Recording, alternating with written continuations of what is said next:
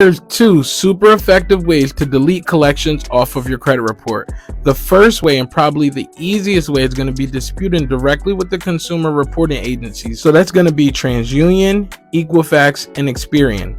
And you just simply want to send them a letter stating that they're reporting an inaccurate account on your credit report and it's also unverifiable. And because of this, they're going to need to remove that from your credit report. The second way, and it's also super effective, is if you have letters from the collection agency. What you want to do is you want to send them a cease and desist letter.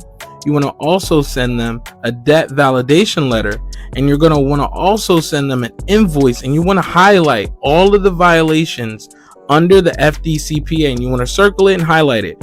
And then you want to create that invoice based on all of those violations, which can be $1,000 per violation for you. So go ahead, test both of these methods to get those collections off of your credit report. And don't forget to comment the word credit to get access to our 100% free credit repair masterclass to begin fixing up your credit for good.